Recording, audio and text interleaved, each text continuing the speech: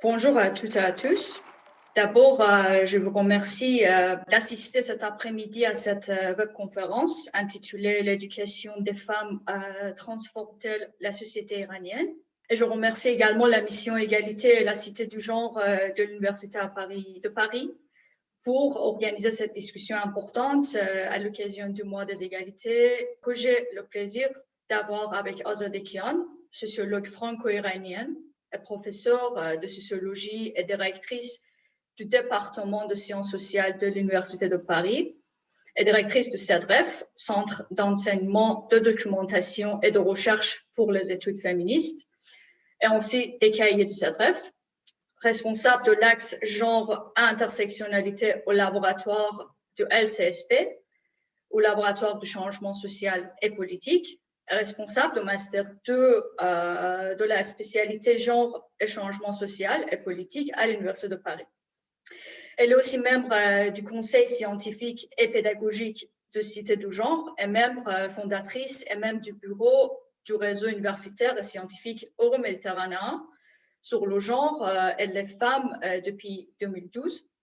Elle était directrice adjointe du GIS, Groupement Intérêt Scientifique Moyen-Orient et Monde musulman du CNRS, entre 2012 et 2017, membre du Conseil scientifique des Instituts français de recherche entre 2000 et 2016, et co-responsable de la Fédération nationale de la recherche sur le genre entre 2009 et 2016.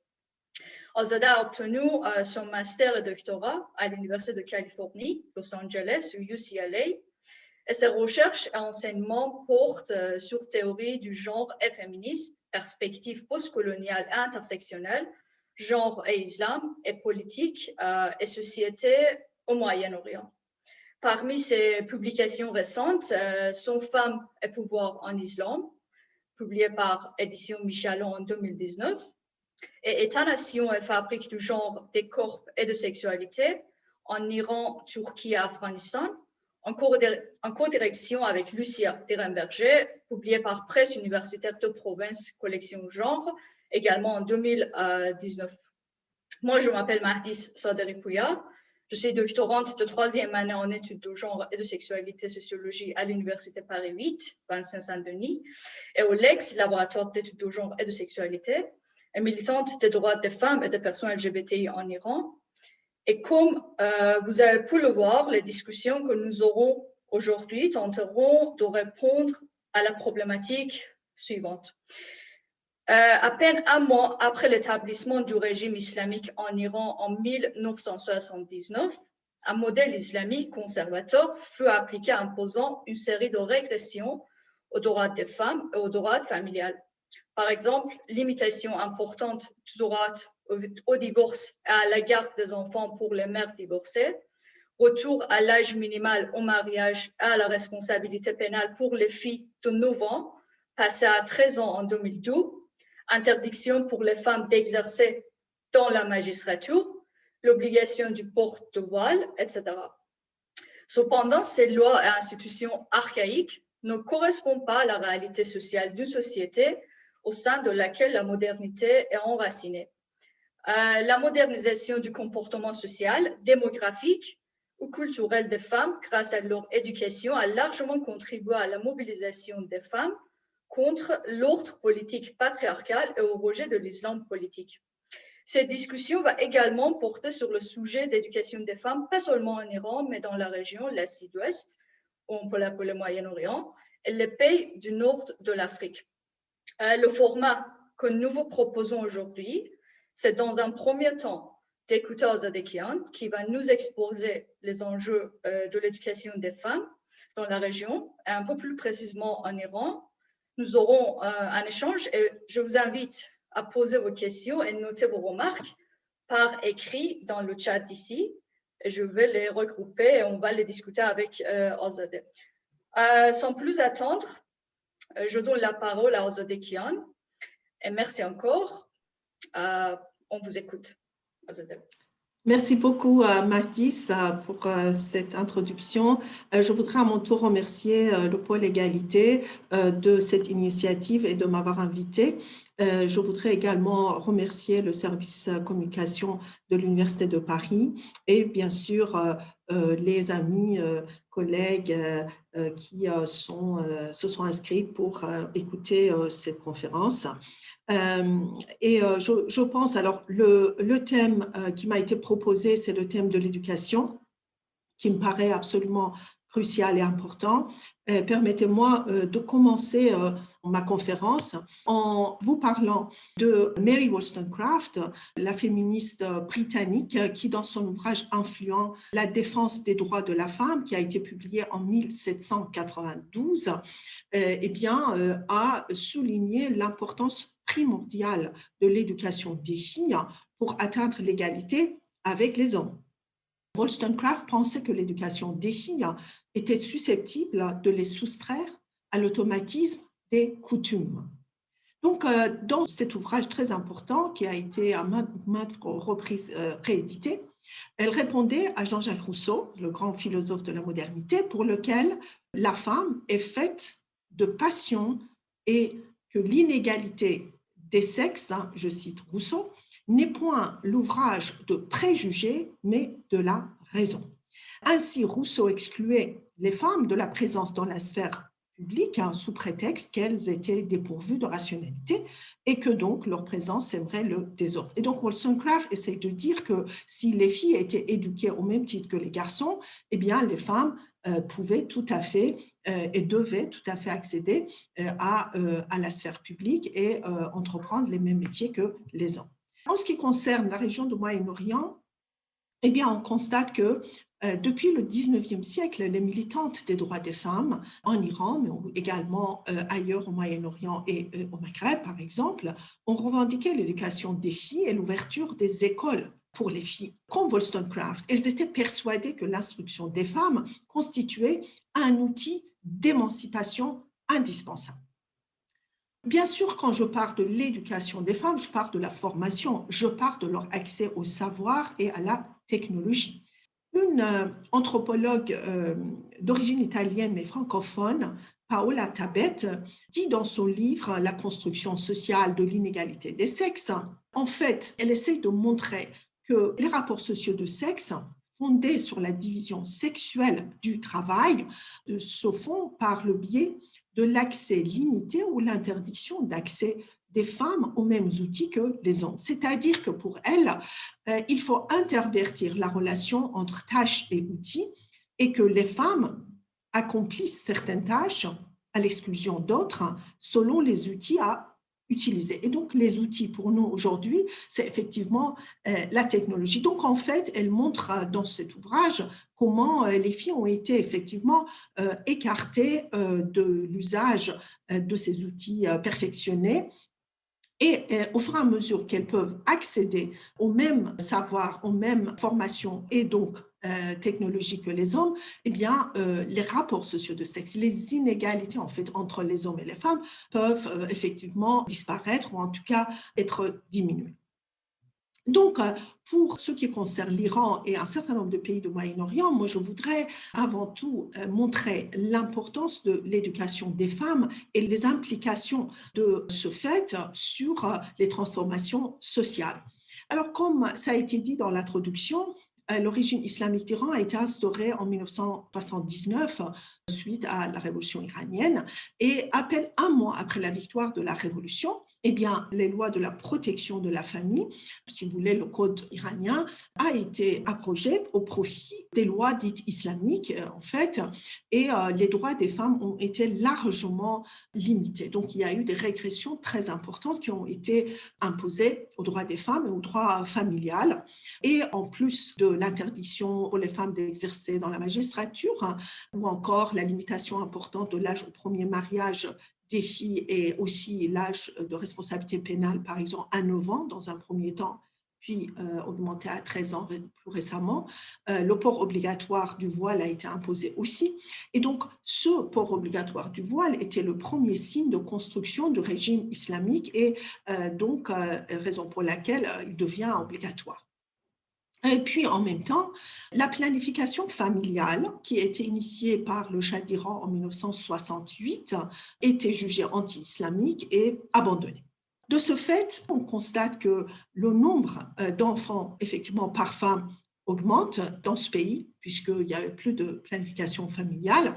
Et en même temps, une série de mesures drastiques ont été imposées afin, par exemple, de limoger les femmes cadres qui refusaient de se soumettre à l'ordre moral des islamistes. Et ces femmes cadres seront remplacées par des femmes islamistes qui se disaient héritières de la révolution et bien sûr proches du pouvoir islamique. En même temps, même si les universités ont réouvert après presque 2 ans de révolution culturelle en Iran, à l'image de la révolution chinoise d'ailleurs, mais après la réouverture des universités, les étudiants et beaucoup de aussi enseignants et enseignantes ont été limogés à leur tour, mais en même temps, l'accès des femmes à plusieurs spécialités universitaires ont été interdites. Par exemple, l'accès des femmes au droit, l'accès des femmes à la gestion, l'accès des femmes aux études d'ingénieurs et plusieurs autres, et ainsi qu'un nombre de métiers qui ont été également interdits aux femmes, à commencer par le métier de juge. Or, au moment de la révolution en Iran, il y avait des femmes qui étaient juges et qui présidaient les tribunaux et qui ont été limogées sous prétexte que les femmes étaient trop faibles et manipulables et incapables de rendre une décision disons, juste, entre guillemets. Donc, chemin faisant, les femmes continuent à s'inscrire à l'université, continuent à prendre l'examen d'entrée des universités iraniennes qu'on appelle concours et qui est très difficile, en particulier dans les universités publiques, et commencent en fait à continuer à accéder, en tout cas, à cette formation. Pendant la guerre Iran-Irak, qui a duré 8 ans, entre 1980 et 1988, les institutions sociales et politiques du régime islamique seront consolidées, puisque vous savez que pendant la guerre, normalement, un peu partout, ces institutions sont consolidées pour faire face à des problèmes créés. Et après la fin de la guerre, il y a un certain nombre de changements qui vont être opérés au sein de la société sous la pression de la société civile qui souhaite maintenant sortir de la situation de guerre. Et donc, il y a eu aussi quelques modifications au niveau des lois qui régissent le droit familial et les droits des femmes. Mais ces modifications étaient plutôt symboliques et n'ont pas changé réellement le statut légal des Iraniennes et donc n'ont certainement pas répondu aux revendications des femmes à la fois islamiques, mais également un certain nombre de femmes, des femmes laïques, mais en même temps un certain nombre de femmes islamiques qui s'étaient rendues compte que les régressions imposées aux droits des femmes et aux droits familial concernaient toutes les femmes, qu'on se considère comme révolutionnaires ou non, islamistes ou non, en tant que femmes, tout le monde, toutes les femmes subissaient les mêmes brimades. Alors, il s'est passé aussi quelque chose. À la sortie de la guerre Iran-Irak, les autorités iraniennes se rendent compte que la population a beaucoup augmenté. Il y a une augmentation de 15 millions. Un pays qui sort de la guerre et qui est en partie dévasté n'a pas les moyens de répondre aux besoins et aux exigences de cette génération. Et donc, malgré la tradition nataliste de l'islam, comme toutes les autres religions, finalement, les islamistes au pouvoir en Iran vont remettre en vigueur le planning familial de façon à baisser ou faire baisser le taux de croissance de la population qui à l'époque était parmi les plus élevés du monde, en l'occurrence 3,9. Et donc, une campagne importante de planification familiale sera organisée à travers le pays, mais en même temps, le nombre des écoles vont être multipliés, et y compris d'ailleurs dans les villages, par exemple. Donc, nous avons, moi avec le CNRS et le Centre de statistiques d'Iran, nous avons organisé des recherches très importantes, une enquête auprès de 30 000 personnes à travers le pays qui qui a commencé en 2002. Et selon cette enquête, ce qu'on peut effectivement constater, c'est qu'on a pu établir une corrélation, si vous voulez, entre le niveau d'instruction des femmes et le nombre de leurs enfants. L'échantillon était très important et représentatif puisqu'on avait pris cet échantillon à base de recensement national et donc l'ensemble des ethnies, des religions et des provinces iraniennes donc y figuraient également. Et donc à ce moment-là, le nombre moyen d'enfants par femme dans notre enquête, toute partie de l'Iran confondue, était de 4 en moyenne. Dès que les femmes étaient seulement alphabétisées, son nombre baissait à 2,5. Donc déjà, on passait de 4,8 à 2,5. Et au fur et à mesure que les femmes étaient instruites, par exemple, celles qui avaient fait le cycle secondaire, par exemple, n'avaient plus que 1,79 enfants. Tandis que pour les mères analphabètes, le nombre moyen d'enfants s'élevait à 6,5. Et ce, indépendamment de l'ethnie ou d'appartenance ou de religion d'appartenance. Donc, cette corrélation était vraiment importante et c'est important de montrer cette corrélation. Mais l'Iran n'est pas une exception. Le taux de fécondité des femmes a énormément baissé dans l'ensemble de la région, contrairement à une idée reçue. Alors, ce qu'on appelle le taux de fécondité, donc ou l'indice de fécondité, c'est le nombre moyen d'enfants par femme en âge de procréation.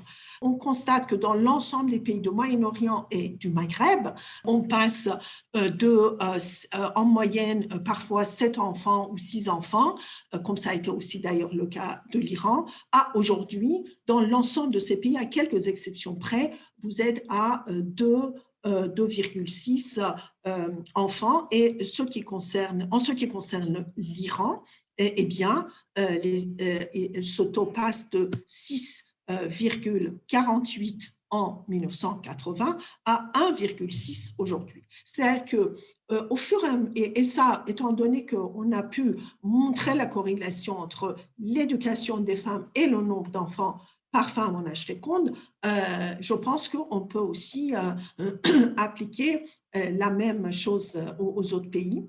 Néanmoins, il y a peut-être une spécificité de l'Iran, c'est que on constate donc qu'après les révolutions arabes de 2011, l'Égypte, la Tunisie et l'Algérie et Israël, mais Israël n'est pas concerné peut-être directement par ça, eh bien dans l'Égypte, Tunisie et Algérie, le taux de fécondité des femmes a légèrement augmenté, c'est-à-dire en Égypte, on passe de 3,23 à 3,26. Hein, ce n'est pas énorme, mais quand même, il y a cette petite augmentation.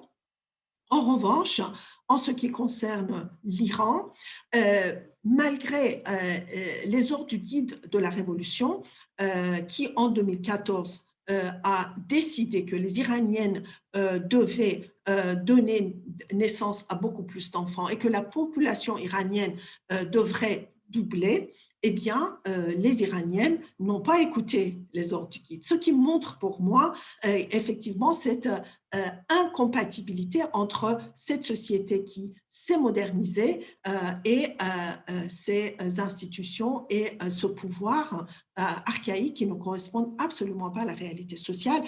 Et en particulier, ce sont les femmes qui sont au devant de ce refus. Par exemple, le nombre des naissances en 2019 montre une baisse de 22% par rapport à 2014. Donc, on constate que les Iraniennes continuent à ne pas effectivement vivre leur vie, à décider pour elles-mêmes et bien évidemment, cette décision qui est tout à fait rationnelle, d'une part du fait de leur éducation, d'autre part, aussi, il y a l'élément de crise économique qui me semble très important aussi et qui fait que les familles préfèrent avoir moins d'enfants afin de leur donner une meilleure vie. Donc, en Iran, après la Révolution, malgré tout, on constate des transformations sociales. Alors, l'Iran est un grand pays, 3 fois la taille de la France, donc avec une population de 83 millions. Mais la majorité écrasante des Iraniens, effectivement 75% sont urbanisés, et c'est une population relativement jeune, relativement par rapport à la France, où plus de 70% en Iran de la population a moins de 40 ans. Taux d'alphabétisation est très élevé, a beaucoup augmenté par rapport à avant la Révolution, comme vous pouvez le constater, 88% aujourd'hui contre 47% avant la Révolution. Avant la Révolution, seuls 35% des femmes iraniennes étaient alphabétisées. Il s'agissait surtout des femmes urbaines, tandis qu'aujourd'hui, le taux d'alphabétisation des femmes a beaucoup aussi augmenté, et surtout des femmes âgées de 6 à 49 ans, dont 92% alphabétisées. De la même sorte, le taux de croissance de la population qui était de 3,9 grâce à la remise en vigueur de planification familiale entre 1989 et 2014, eh bien, le taux a baissé pour n'être aujourd'hui que 1,2, mais également le nombre d'enfants par femme, ça je l'ai déjà dit. En même temps, les Iraniens et Iraniennes, encore une fois, ont cette rationalité. Pourquoi avant, ils donnaient naissance à 6 enfants ou 7, en particulier en milieu rural, puisque la majorité de la population iranienne auparavant était rurale? C'est parce que le taux de mortalité infantile était très élevé, faute de système de santé, et alors même qu'aujourd'hui, eh bien, dans les villages, il y a des maisons de santé, il y a par exemple des aides-soignantes qui sont locales, qui sont issues du même village, qui sont formées et qui, par exemple, ça c'était pendant la campagne de planification familiale, et ce sont elles qui, par exemple, proposaient aux femmes rurales les moyens contraceptifs. Donc, c'est une campagne qui a très bien fonctionné grâce aussi à cette formation des aides-soignantes et aussi des médecins qui étaient obligés, avant de s'installer en ville, de faire pendant 2 ans de servir dans les villages. Donc, la situation aussi, la santé des Iraniens et Iraniennes s'est beaucoup améliorée du fait de ces politiques ces années-là. Mais maintenant, on n'est pas tout à fait dans la même situation. Puis, en parallèle, le nombre des universités aussi a beaucoup augmenté. Il y avait 16 universités publiques en Iran avant la Révolution. Aujourd'hui, il y en a 90, et de plus, il y a une université Azad qui a été créée sous le Shah d'Iran, donc avant la Révolution, mais il s'agissait des cours en ligne, et c'est une université qui aujourd'hui a ouvert des branches partout dans le pays et qui a 1,3 million d'étudiants et d'étudiantes. Donc, du coup, c'est une université qui existe dans les toutes petites villes aussi, et j'ai pu voir pendant mes recherches en Iran, dans des villages, que les villageois ont aussi accès du coup à ces universités qui sont tout près des villages aussi. Et donc, du coup, le nombre des étudiants et étudiantes, surtout, a beaucoup augmenté. Avant la Révolution, il n'y avait que 175 000 étudiants dans les universités iraniennes, dont 57 000 femmes, c'est-à-dire un tiers de femmes.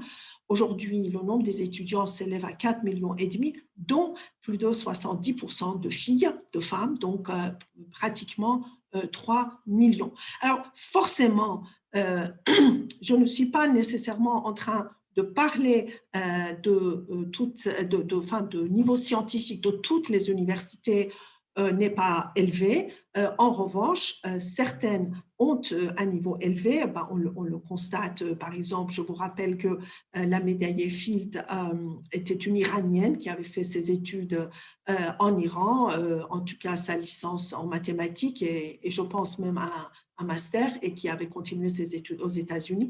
Il y a donc de nombreux autres étudiants et étudiantes qui font leurs études en Iran et qui par la suite continuent dans les pays européens ou états-uniens au Canada et qui restent d'ailleurs à vivre dans ces pays-là, ce qu'on appelle également la fuite des cerveaux.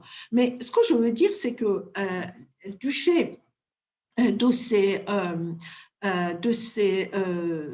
cette présence active des femmes dans les universités, qui pour beaucoup d'entre elles représente aussi une activité sociale, ce qui motive et encourage aussi, je pense, les femmes de travailler peut-être plus durement que les garçons pour pouvoir aussi accéder à cette vie sociale et à cette mixité, puisque les universités iraniennes sont mixtes, contrairement aux écoles et aux lycées qui sont ségrégés.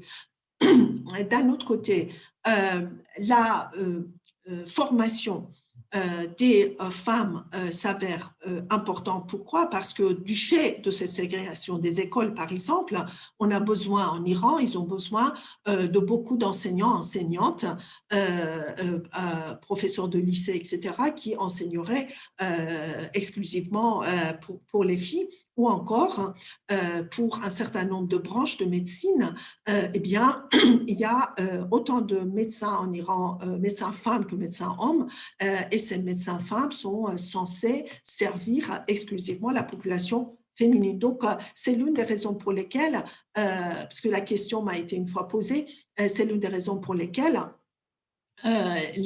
malgré les conséquences inattendues en fait de l'éducation et la formation des filles en Iran, l'État ne peut pas empêcher définitivement les filles d'accéder à l'université parce que la moitié de la population est constituée de femmes et dans le cadre de ces politiques ségrégationnelles, ils ont besoin que les femmes servent des femmes. Donc, c'est l'une des raisons. Mais bien sûr, ce n'est pas nécessairement le cas. C'est-à-dire qu'il y a aussi dans les hôpitaux parisiens, il y a aussi beaucoup de médecins d'hommes qui s'occupent des femmes et j'en passe et d'autres. Mais en tout cas, une fois de plus, on constate l'importance de l'éducation des femmes et à part cette éducation des filles, enfin, cette éducation, on constate que cette éducation a également des implications sur le taux de célibat des filles qui augmente forcément lorsqu'on va à l'université, on fait des études, eh bien, on retarde déjà l'âge au premier mariage et puis après, quand on fait des études, on ne va pas accepter de se marier avec le premier venu, comme on dit.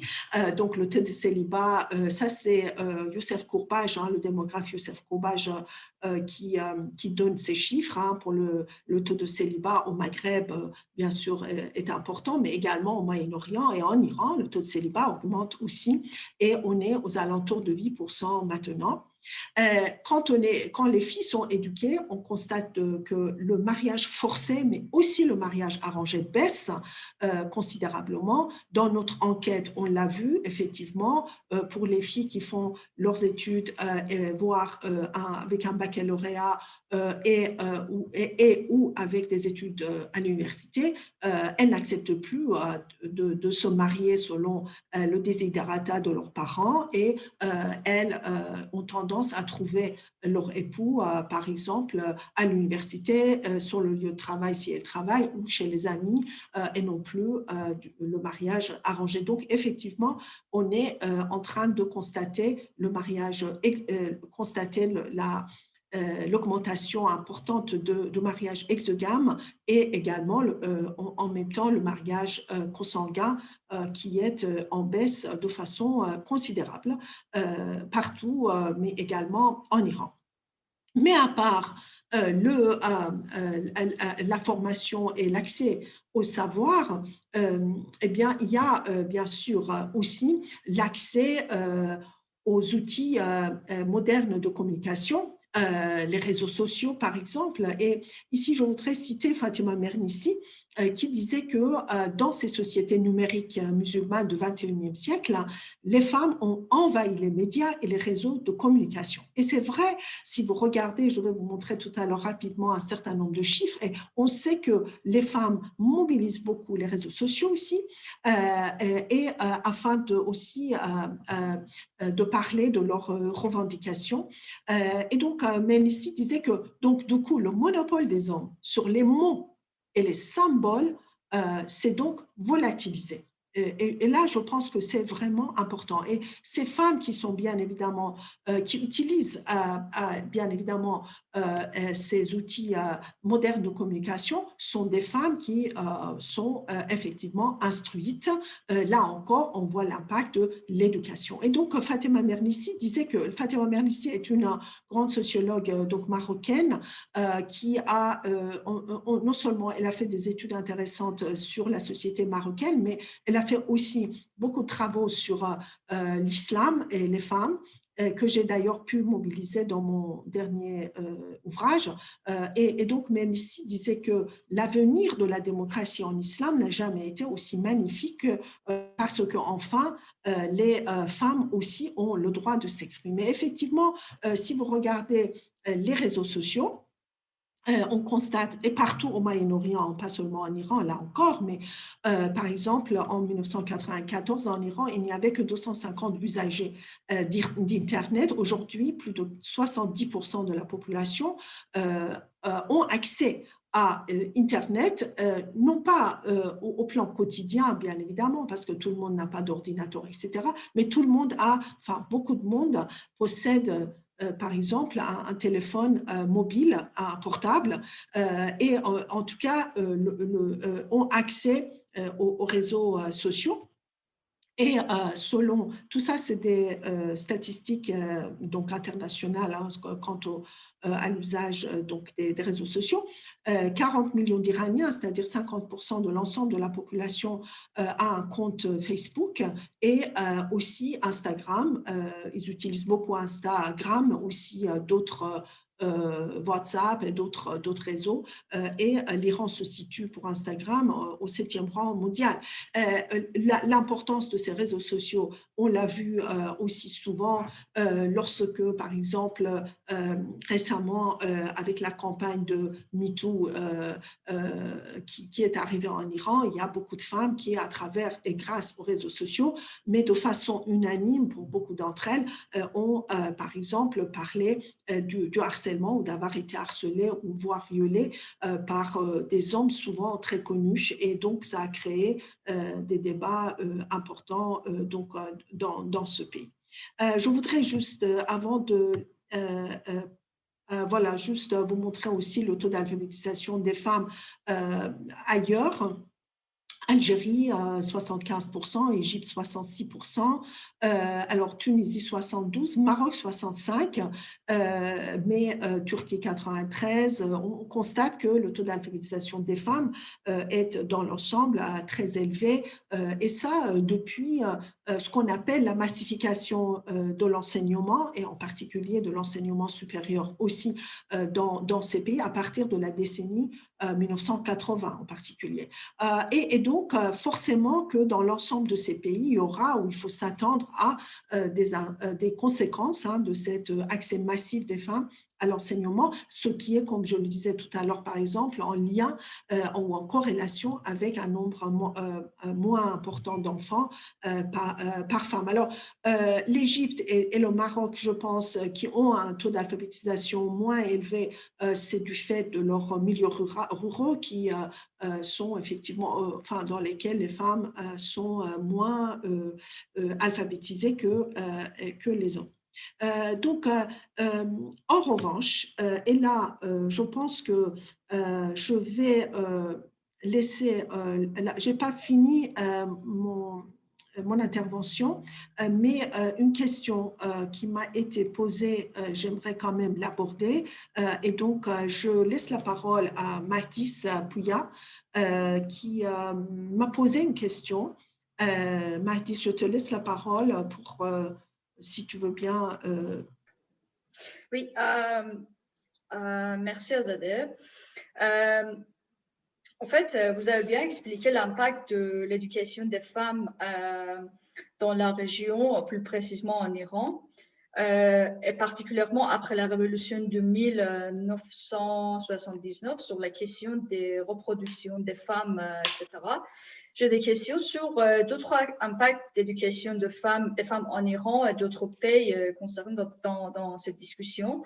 Par exemple, à propos d'éducation des femmes et leur accès au marché du travail, parce que le commencement de l'éducation des femmes au cours de 100 dernières années sous la forme de la création, par exemple, des écoles, associations, organisations des femmes, magazines ou journaux féminins, a entraîné un grand changement dans la vie, non seulement des femmes, mais aussi de la société.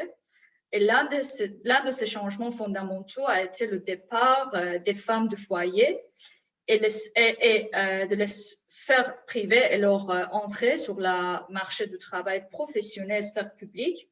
Et contrairement aux images irréalistes et négatives montrées par les médias et les autres, les femmes, par exemple les femmes iraniennes et d'autres pays dans la région ne sont pas détenues à la maison et au service des hommes et leur foyer.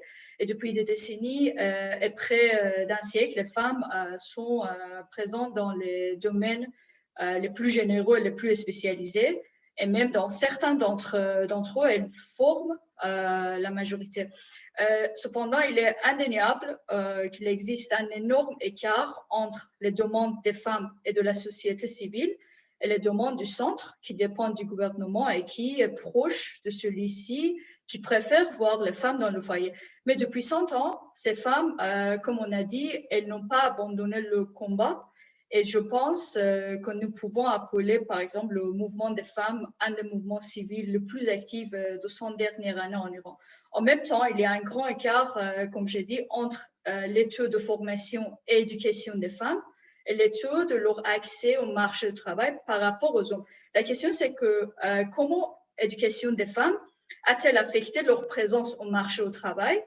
Et ça vient d'où cet écart et pour quelles raisons le nombre de femmes diplômées de l'enseignement supérieur en master, en doctorat, etc., est inférieur à celui des hommes sur le marché du travail, malgré le fait que les femmes dans l'enseignement supérieur en Iran représentent maintenant environ 65 à 70% des étudiantes et étudiants des universités et des écoles professionnelles dans ce pays.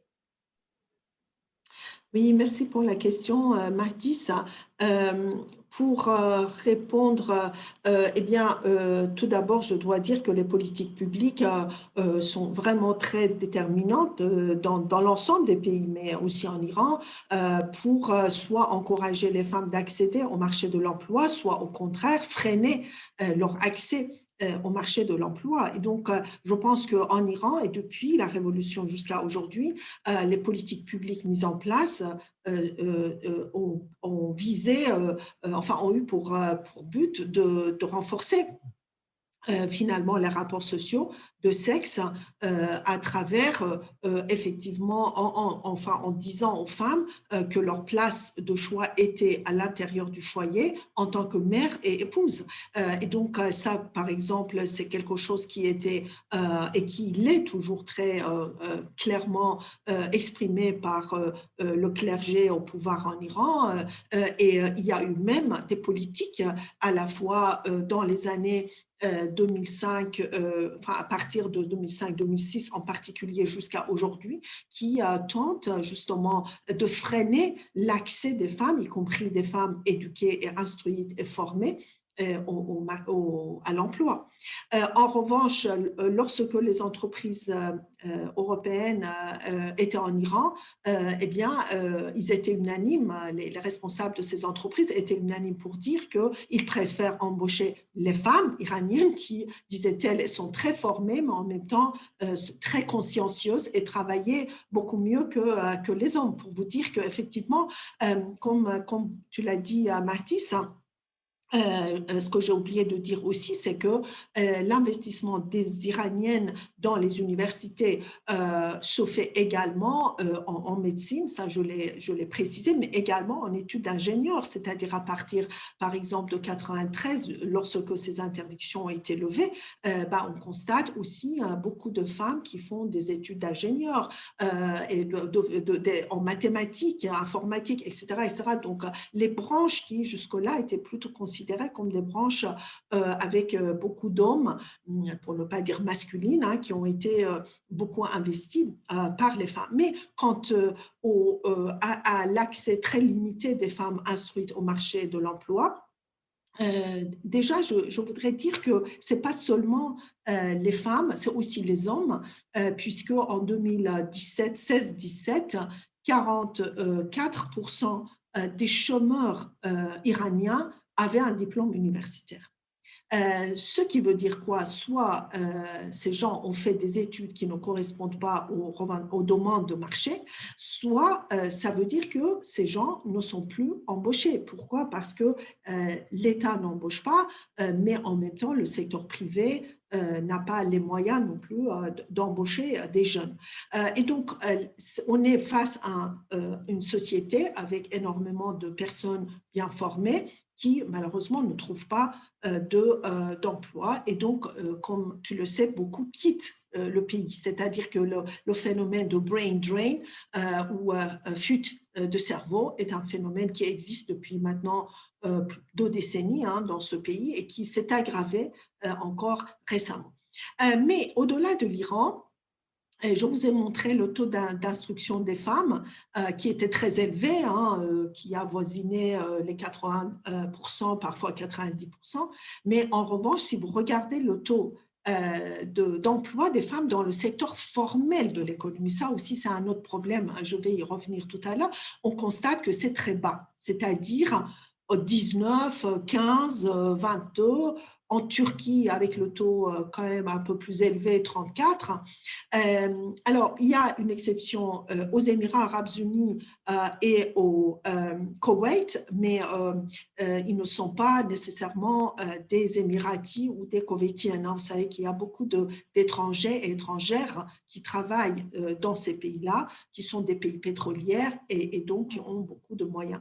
En même temps que dans les autres pays comme l'Iran, comme l'Irak, comme l'Algérie, ce sont des pays aussi rentiers, c'est-à-dire que l'argent du pétrole permettait, en tout cas jusqu'à récemment, aux États de proposer une sorte de politique sociale et donc qui rendait en tout cas le travail des femmes quelque chose de non pas nécessaire, mais du coup, c'était aussi l'un des freins, je pense, en termes de politique publique, l'un des freins devant l'emploi des femmes et l'accès des femmes au marché de l'emploi. Mais en Iran comme ailleurs, d'ailleurs, on a des études qui le montrent, beaucoup de femmes éduquées ou pas, ou moins éduquées, voire très, très bien éduquées, qui n'arrivent pas à trouver un emploi dans le marché formel de l'économie, travaillent dans le marché informel de l'économie. Moi-même en Iran, lorsque je faisais des recherches de terrain, il y avait beaucoup de femmes qui se disaient femmes au foyer, mais quand j'allais frapper à leur porte, elles travaillaient en fait. Elles travaillaient, mais à la maison ou pour le marché informel.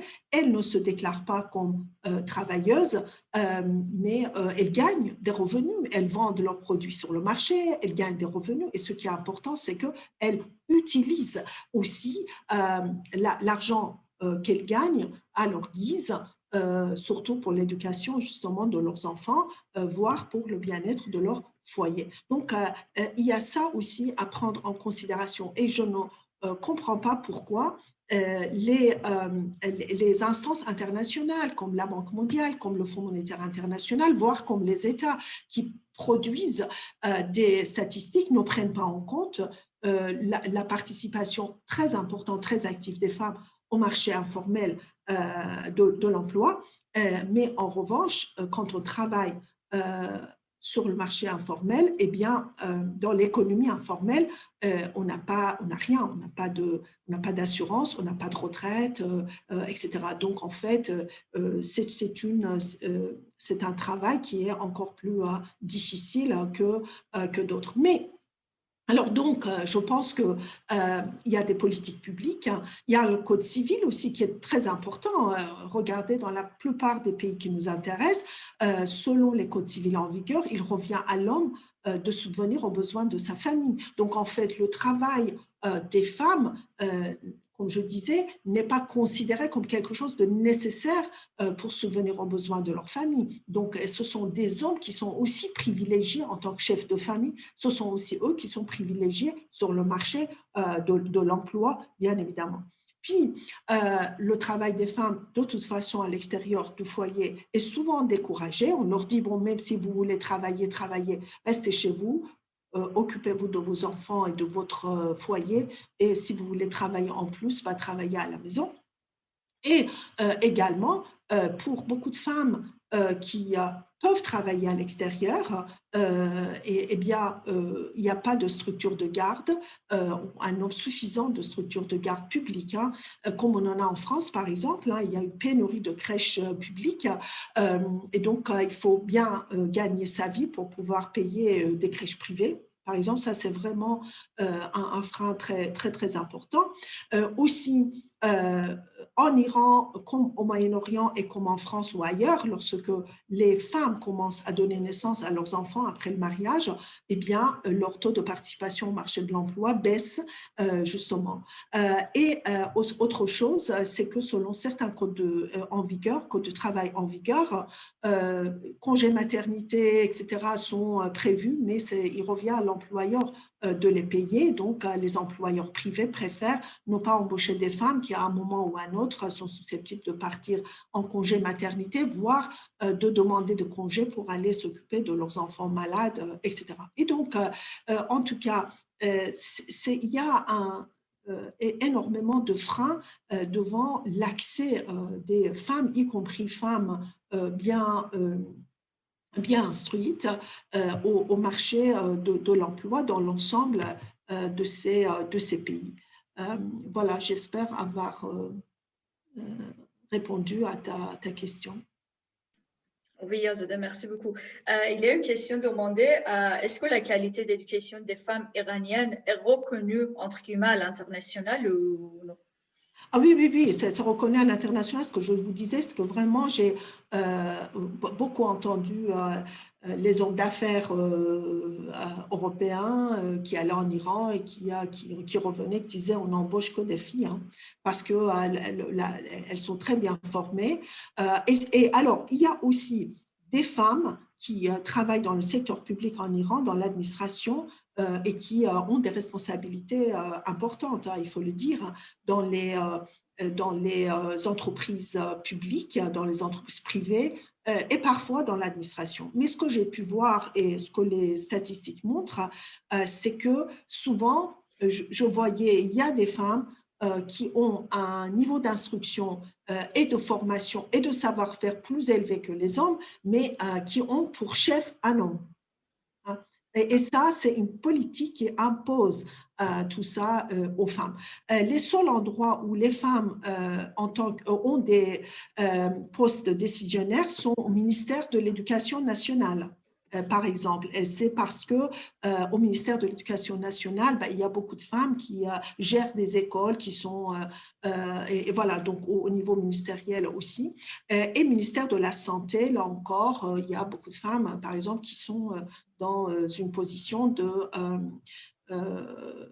pouvoir décisionnaire, mais pas partout, alors même qu'elles elles sont là. Donc, Maïti, si tu permets, moi, je voudrais juste, avant de passer éventuellement aux autres questions, juste conclure mon intervention, puisqu'il est 17 heures. Oui, allez-y. Voilà, pour dire qu'effectivement, voilà, encore une fois, l'expansion de l'éducation supérieure en Iran comme ailleurs au Moyen-Orient et au Maghreb, eh bien, cette expansion a eu des implications sociale très importante pour les femmes parce que en Iran en particulier, on peut le voir, c'est que ça a créé les femmes qui appartiennent à la classe moyenne urbaine et instruite et qui, tout comme les hommes de ce groupe social, demandent la mobilité sociale, demandent que le gouvernement puisse avoir une gouvernance et une gestion rationnelle et demande aussi la modernisation politique. Alors, on se rappelle de la présence très active des femmes et beaucoup de féministes d'ailleurs au mouvement vert de 2009 qui était un mouvement pacifique et démocratique, enfin qui demandait justement une gouvernance démocratique et qui avait beaucoup de femmes avec leurs revendications féministes ou en tout cas pour l'égalité entre les hommes et les femmes et qui portaient des pancartes pendant la manifestation qui disaient « un homme égale une femme ». Donc, ça, c'est aussi l'une des, effectivement, des implications, c'est qu'il y a de plus en plus de femmes qui s'impliquent en fait dans les mouvements sociaux revendicatifs et également ce qu'on constate, c'est aussi à nouveau les femmes qui ont participé aux révoltes urbaines de janvier 2018 et également en novembre 2019 avec là encore des revendications à la fois sociales mais aussi politiques. Donc, au fur et à mesure que les femmes accèdent au savoir, eh bien, elles sont emmenées aussi à défier l'autorité religieuse des hommes. Ça, on le voit chez les féministes musulmanes, par exemple, en Iran, où les militants des droits des femmes qui se disent musulmanes, mais qui revendiquent l'égalité, et elles vont, étant donné qu'elles vont à l'université, enfin, elles ont accès au savoir, eh bien, elles procèdent à la réinterprétation des lois et traditions islamiques, mais également, elles osent relire le Coran même dans l'optique d'égalité de genre. C'est-à-dire qu'elles ne disent pas qu'on peut parvenir à l'égalité par le Coran ou dans le Coran, mais elles historisent le Coran et l'islam et elles contextualisent et ils disent que aujourd'hui, on est en 2021 ou 2020, etc. Et donc, elles revendiquent donc l'égalité entre les hommes et les femmes. Et donc, l'éducation, qui est un outil d'émancipation, a eu des conséquences cruciales dans la construction sociale de la laïcité dans un pays comme l'Iran où l'islam politique est au pouvoir. Voilà, merci de votre attention. Merci à vous. Merci Azadeh. J'ai une autre question par rapport à l'autre aspect d'éducation des femmes en Iran. Outre l'impact de l'éducation sur la reproduction et la vie familiale des femmes, les femmes iraniennes semblent manifester leurs contradictions et leurs revendications avec les gouvernements, leurs politiques et leurs lois de diverses manières. Nous pouvons voir que l'éducation des femmes en Iran depuis d'environ 100 ans était aussi l'effort des militantes iraniennes qui ont commencé à établir les écoles, les organisations, les associations, les magazines, les journaux pour les femmes en Iran. Je veux dire qu'on peut retracer ces militantes féministes et leur militantisme en tant qu'actrices principales des changements aussi éducatifs pour les femmes. Aujourd'hui, nous voyons que les femmes en Iran et dans la région montrent et manifestent leur opposition avec des lois et des gouvernements régressifs, pas nécessairement sous la forme de manifestations de rue et ainsi de suite, mais par leurs activités dans les petits groupes féministes ou même individuellement. Par exemple, l'une de ces activités militantes récentes a eu lieu il y a d'environ 15 ans en Iran, qui est la campagne d'1 million de signatures. une campagne conçue pour demander des droits personnels et familiaux pour les femmes et d'autres campagnes dans la région. La question, c'est que comment ces femmes montrent leurs revendications et leur opposition dans les différentes manières en Iran et dans cette région. Oui, alors comme tu l'as dit, et je te l'ai dit aussi au début de mon intervention, l'Iran a un mouvement de femmes, enfin une histoire de mouvement de femmes parmi les plus anciennes avec l'Égypte et la Turquie. Et donc dès 1905, un an avant, déjà en 1871, pour la première fois, les Iraniennes, eh bien, participent à un mouvement social très important qu'on appelle le mouvement de tabac. Et il y en a qui ont pris même des armes pour se battre contre l'absolutisme, etc. Et puis en 1905, juste avant la révolution constitutionnelle iranienne, qui est la première révolution constitutionnelle du Moyen-Orient, les femmes, certaines femmes bien sûr, hein, des militantes des droits des femmes se réunissent, ont fondé des associations secrètes et ont revendiqué déjà en 1905 des droits sociaux, mais également politiques hein, pour les femmes. Et on participait activement à la révolution constitutionnelle. Il y a eu plusieurs dizaines qui ont été tuées même. Et lorsque le Parlement en 1906 a été inauguré, eh bien, il y a eu des lois qui ont été approuvées pour permettre aux filles d'accéder à l'école gratuitement au même titre que les garçons. Sauf que l'État iranien n'a jamais eu a eu un manque de moyens financiers pour mettre en œuvre cette loi. Et donc, c'est à partir de là que ces militantes des droits des femmes ont elles-mêmes ouvert des écoles pour filles dans beaucoup de villes iraniennes et ont permis donc l'accès de beaucoup de filles à l'école. Mais je pense que l'histoire de l'école, tout comme le système de santé, c'est quelque chose qui vraiment fait partie de fonctions principales de l'État. On ne peut pas s'attendre à la société civile de s'occuper de l'éducation ou de santé. Ça, on peut, mais de façon marginale. Et raison pour laquelle, dans les années 1920-30, sous le Reza Shah, le père du Shah d'Iran, eh bien, il y a eu une expansion de systèmes d'enseignement hein, dans les villes en milieu urbain. Donc, et il y a beaucoup de filles qui ont commencé à accéder justement à l'école et plus tard à l'université et ont commencé aussi à travailler dans l'administration, par exemple. Donc, je pense qu'effectivement, il y a eu énormément d'assistance des femmes iraniennes, aussi des militantes égyptiennes de l'époque et turques de l'époque, etc., qui disaient l'éducation des filles, c'était leur priorité absolue.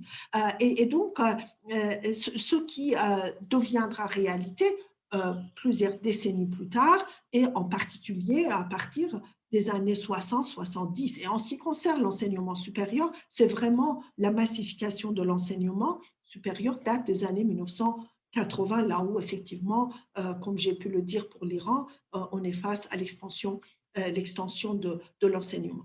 Alors, en ce qui concerne effectivement, merci d'avoir abordé cette question de militantisme des femmes, alors qui a pris des formes très différentes selon les périodes, parce qu'il y a des périodes où il y a des répressions fortes et féroces, et donc ce qui fait que, par exemple, pendant une période en Iran, même après la Révolution, je me rappelle très bien, j'y étais, les Iraniennes pouvaient célébrer la journée internationale des droits des femmes. Maintenant, ça n'est plus possible. Donc, elles se réunissent en cachette à quelques dizaines, mais pas à des milliers. On ne peut plus manifester dans la rue. Elles ne peuvent pas, elles sont tout de suite réprimées. Donc, de ce fait, la forme de résistance change, la forme de mobilisation change. Aujourd'hui, il y a beaucoup de femmes, tu le sais mieux que moi puisque tu es militant toi-même, eh bien, utilisent ou mobilisent les réseaux sociaux à travers de différents sites, différentes aussi réseaux pour communiquer entre elles, pour organiser des activités et donc pour avancer pour avancer. Ces sociétés, effectivement, n'a cessé d'avancer. Si ces sociétés voulaient écouter les dirigeants au pouvoir, elles n'auraient pas pu avancer. Mais aujourd'hui, ce que je constate, que toi aussi tu constates, etc., c'est ce décalage vraiment important entre la réalité sociale, notamment de la population féminine, je dois dire, avec leurs revendications. Et moi, je voudrais dire que j'ai fait aussi beaucoup d'enquêtes jusqu'en 2008, hein, pas après, je n'ai plus accès au terrain actuellement, mais pendant 14 ans, j'ai mené des enquêtes parmi vraiment aussi des villages, des populations pauvres, mais aussi classe moyenne, un peu partout en Iran. Et donc, ce que tu vois, ce qu'on voit effectivement, c'est que ces revendications dont on parle aujourd'hui sont réellement intériorisées par toutes les femmes. Combien de fois je voyais des femmes analphabètes ou très peu alphabétisées qui me disaient oui, mais on est dans une société d'hommes. Toutes les lois sont en faveur des hommes. Donc, il faut que moi, j'envoie ma fille à l'école. Il faut que ma fille puisse se marier tardivement. Il faut qu'elle puisse travailler avant de se marier. Vous voyez, et beaucoup de femmes d'origine modeste et très peu alphabétisées, voire analphabètes, disaient « je suis dans cette situation parce que je n'ai pas pu faire des études ». Et donc, elles poussent leurs filles aussi d'aller à l'école. Pour les classes moyennes, l'éducation a toujours été, comme on le sait en Iran, les classes moyennes, et ailleurs aussi, d'ailleurs on le voit, l'éducation était aussi toujours une valeur, mais ça l'est devenu aussi pour les groupes sociaux défavorisés, et alors même que malgré la constitution de ce régime islamique au pouvoir, l'État ne finance réellement plus les écoles publiques. Donc, il y a beaucoup de familles riches qui envoient leurs enfants, comme tu sais, à l'école privée, et puis les autres se contentent de l'école publique, mais essaient de mobiliser leurs moyens pour aider leurs filles et leurs enfants. Après, dans ces années, c'est-à-dire en 2006, cette campagne d'1 million de signataires qui a été,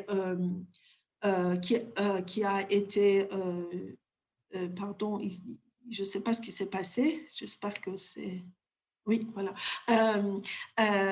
Eh bien, a été organisée pour changer les lois discriminatoires. Parce que l'ensemble des lois en vigueur en Iran, qu'il s'agisse du Code civil, qu'il s'agisse de la loi constitutionnelle, etc., sont des lois discriminatoires et donc qui infériorisent les femmes. Et donc ça, c'était une campagne pour mobiliser et sensibiliser l'ensemble de la population, mais c'est resté quand même assez limité, à mon avis, à mon avis et selon les observations que j'ai pu avoir, dans quelques grandes villes du pays. Moi, quand je menais mes enquêtes dans des petites villes de province ou dans des villages, j'arrêtais pas de poser la question aux femmes de savoir si elles avaient entendu parler de cette campagne. Elles me disaient non. Mais elles menaient elles-mêmes dans leur village, dans leur ville, les actions pour aider ou mobiliser les autres femmes et faire des choses ensemble. Puis il y a eu de nombreuses autres, comme tu sais, campagnes, comme par exemple la campagne des jeunes femmes pour accéder au stade, contre la ségrégation, contre la violence faite aux femmes. Et plus récemment, ce n'est pas une campagne, mais des actions du type plutôt individuel, des jeunes femmes qui sont contre le port du voile obligatoire et qui ont enlevé leur voile en public, dans la rue, et qui ont été, par exemple, emprisonnées.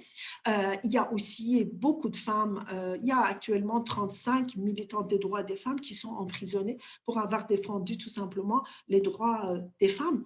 Ce sont des militantes. Donc, oui, c'est une société, il faut le dire, qui se mobilise, en tout cas, pour ce qui concerne une certaine frange de la population, pour accéder à l'égalité des droits et aussi, si possible, à la liberté, à un système démocratique. Et la laïcité, vraiment, est devenue, en termes de séparation de la religion et de l'État, est devenue une revendication qu'on voit maintenant dans beaucoup d'endroits. Ça n'est plus cantonné au sein d'un certain nombre d'intellectuels ou d'intellectuelles.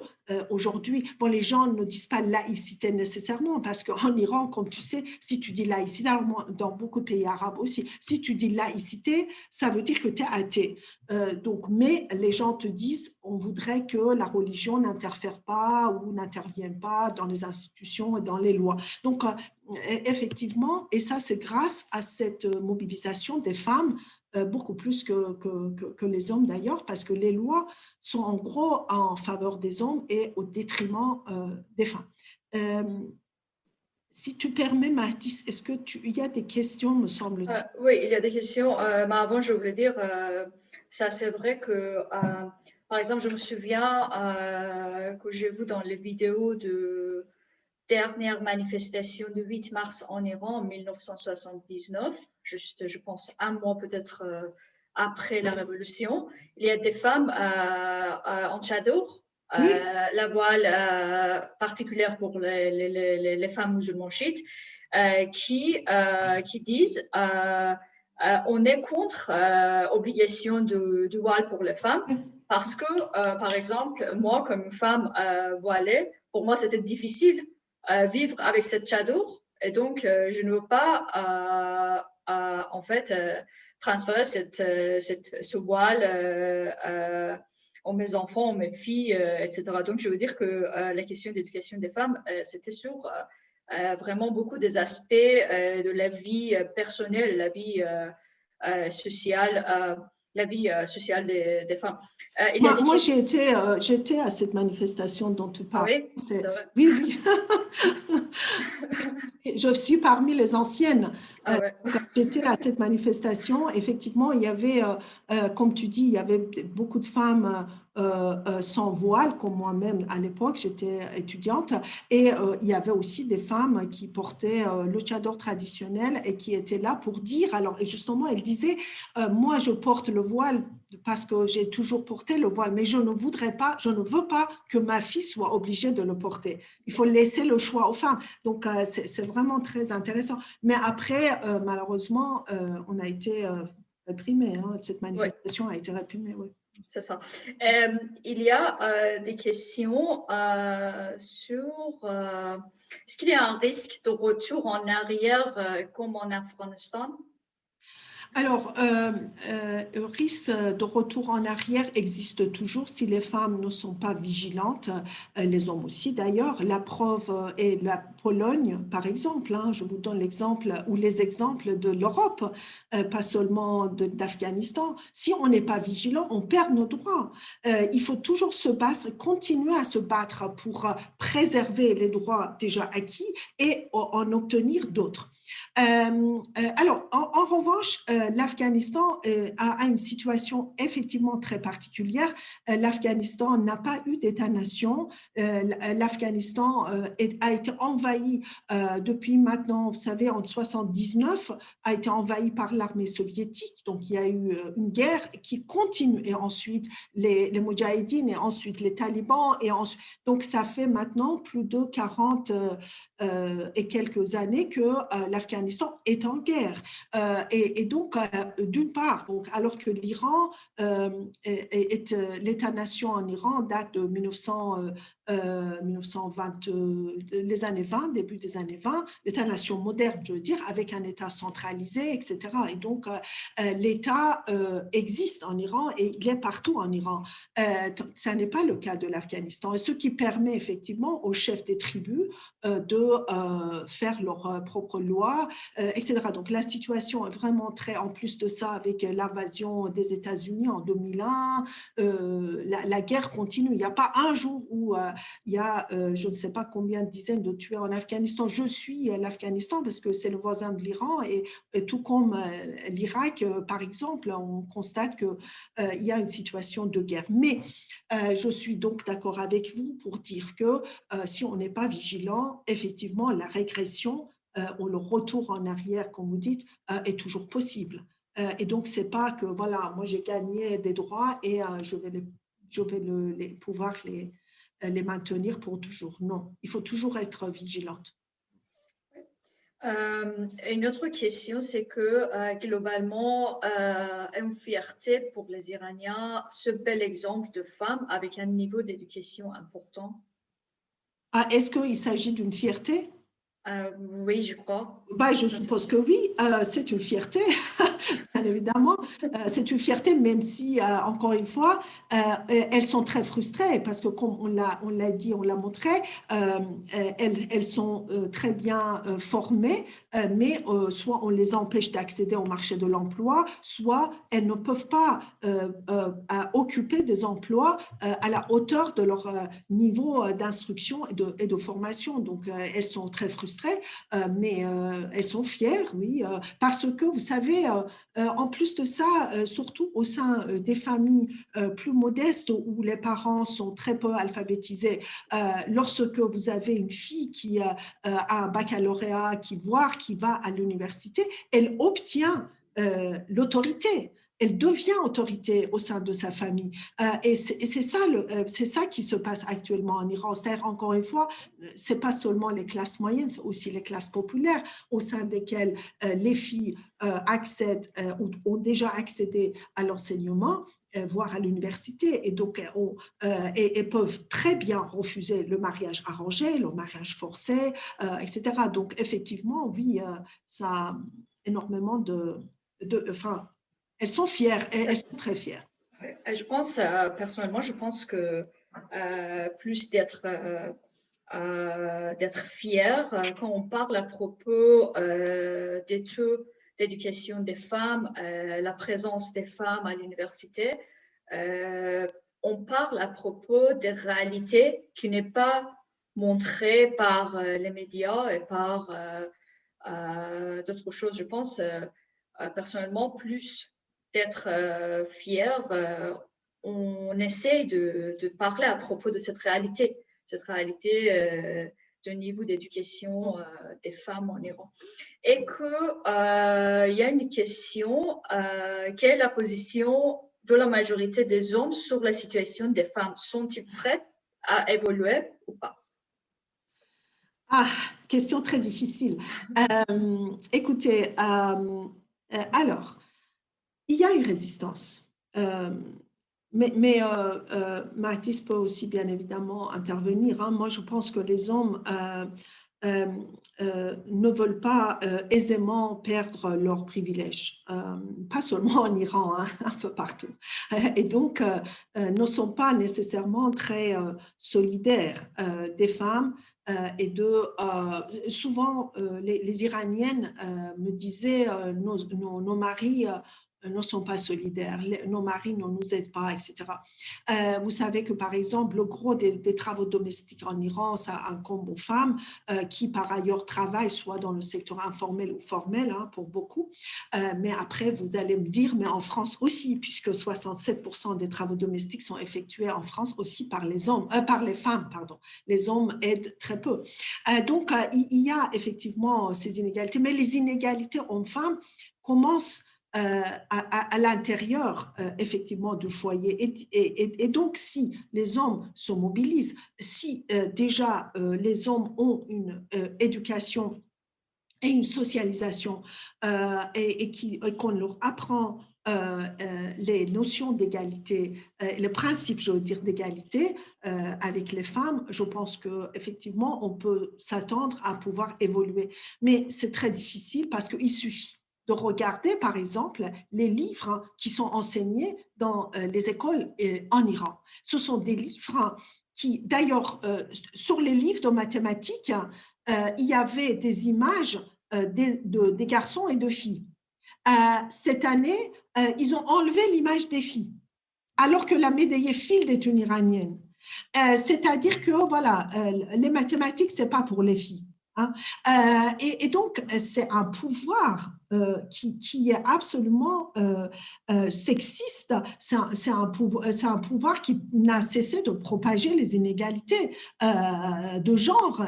Et donc, ça laisse quand même des traces sur les mentalités, on va dire, des hommes. Pardon. En revanche, et paradoxalement, l'Iran, à travers les réseaux sociaux, à travers l'Internet, à travers les antennes paraboliques, tout ça, est très ouverte sur le monde. Et donc, les jeunes Iraniens en particulier sont exposés à d'autres modèles identitaires. Il n'y a pas que le modèle islamiste qui est propagé par les écoles, etc. Il y a aussi d'autres modèles qu'ils et elles peuvent voir. Et donc, ça commence dans la jeune génération. Oui, ça commence, mais pas encore. Le chemin est long. Le chemin est long.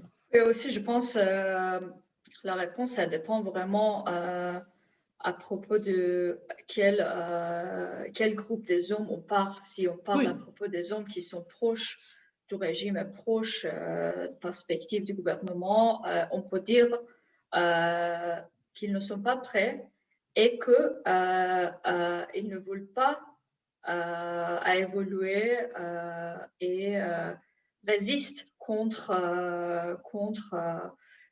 l'éducation des femmes, contre la participation des femmes iraniennes dans la politique, etc. Et aussi, ça dépend de quelle classe dans la société on parle. Et je veux dire aussi, par exemple, sur cet exemple de retirer l'image d'une fille dans le livre de maths en Iran l'année dernière. Dans les réseaux sociaux, les femmes iraniennes, les féministes ont commencé à parler à propos de ce problème. Et on a vraiment résisté, comme Azadeh a dit dans son intervention, le militantisme féministe en Iran résiste vraiment contre tous ces problèmes et contre en fait l'interdiction et l'obligation de n'importe quoi en Iran. Il y a une question, je vois qu'il y a deux questions auxquelles j'ai pas encore répondu. C'est dans quel secteur d'activité les femmes travaillent? Alors, comme je l'ai dit, les secteurs de prédilection pour les femmes du fait de l'existence de ces politiques publiques, c'est dans le secteur de l'enseignement, à la fois école primaire, mais également lycée et aussi université. Hein. Il y a beaucoup de professeurs femmes également dans différentes branches d'activité. Il y a la moitié des médecins aussi sont des femmes. Donc, dans ces secteurs-là, infirmières, etc., enfin, dans le secteur hospitalier, vous avez beaucoup de femmes, mais également une partie des femmes qui travaillent dans l'administration. Mais dans l'ensemble, je pense qu'il y a beaucoup de femmes qui travaillent, d'ailleurs comme en France, dans les secteurs d'activité qui sont considérés comme l'extension de l'activité domestique des femmes, c'est-à-dire le service à l'autrui, hein, le service à la personne. Donc, c'est là que s'est concentrée l'activité des femmes, à la fois dans le secteur formel et aussi dans le secteur informel de l'économie. On voit très peu de femmes ingénieurs, par exemple, dans le ministère de la mine, par exemple, parce que bon, mais il y a aussi maintenant des femmes qui sont pompières en Iran, il y a des femmes policières, les femmes ailleurs, donc mais leur nombre n'est pas important.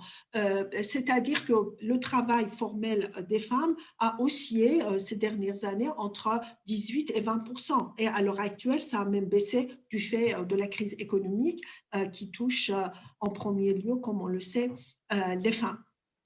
Tout comme la pauvreté, puisque la plupart un nombre plus important de pauvres, ou ceux qui sont touchés par la pauvreté, du fait aussi des sanctions états-uniennes contre l'Iran depuis 2018, sont des femmes. Il y a 3 millions de chefesses de famille en Iran qui sont des femmes et elles sont les pauvres parmi les plus pauvres. Donc, effectivement, il y a une autre question. Le problème viendrait essentiellement du pouvoir. Oui, oui, oui. Il revient aussi au pouvoir, par exemple, d'encourager à travers ces politiques. On voit à quel point, vous savez, que tout le monde envie les Françaises.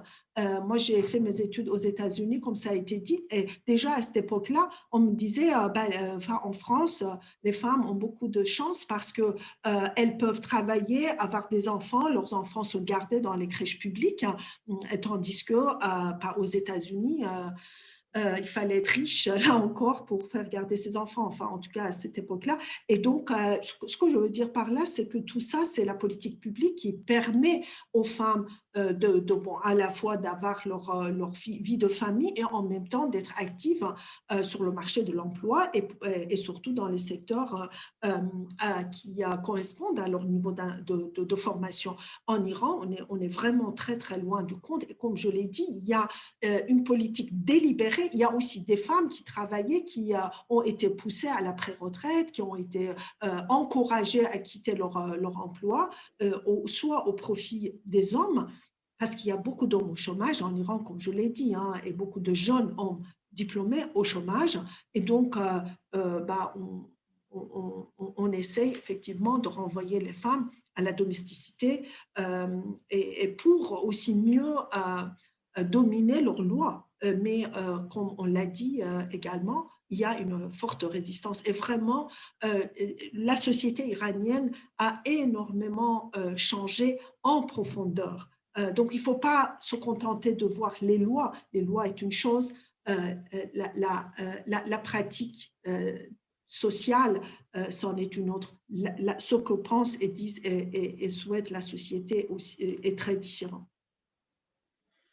Oui, je pense que la lutte des femmes en Iran, c'est une lutte contre le pouvoir et contre le régime. Contre les inégalités de Ouais. façon générale, contre Ouais, le pouvoir, mais également pour accéder à l'égalité et pour que les femmes puissent décider. Et ça, on le voit davantage aussi, je dirais, chez les jeunes femmes qui n'acceptent plus d'être considérées comme des êtres inférieurs et se disent, mais j'ai le même niveau de formation, si je travaille, donc j'ai des revenus, je participe aux revenus de ménage, il n'y a pas de raison que j'hérite la moitié de la part des hommes, c'est pas normal. Et d'ailleurs, c'est intéressant parce qu'on comprend mieux aussi pourquoi le taux de divorce n'a cessé d'augmenter en Iran aussi. C'est-à-dire, au fur et à mesure que les femmes accèdent au savoir, etc., eh bien, elles refusent aussi d'être emprisonnées dans des situations conjugales difficiles et préfèrent de demander le divorce ou d'initier le divorce. Donc, c'est une société, encore une fois, au sein de laquelle la modernité s'est réellement enracinée et qui ne correspond pas au pouvoir en place. Oui, merci beaucoup. Et merci d'assister à ce séminaire. Merci Mathis, merci à toi et aussi merci à vous à toutes et tous. Je ne vous vois pas, mais les caméras sont éteintes, mais en tout cas, je vous remercie de votre attention. Merci encore à vous tous d'avoir participé et je transmettrai le lien et je vous indiquerai sinon les autres modalités. On a un autre rendez-vous la semaine prochaine. N'hésitez pas à vous y inscrire. On reste dans le mois des égalités. Donc, une nouvelle webconférence en lien avec l'éducation comme outil d'émancipation des femmes, combat de l'ombre dans les États-Unis et l'Angleterre entre le 19e et le 20e siècle, proposée par Rebecca Rogers.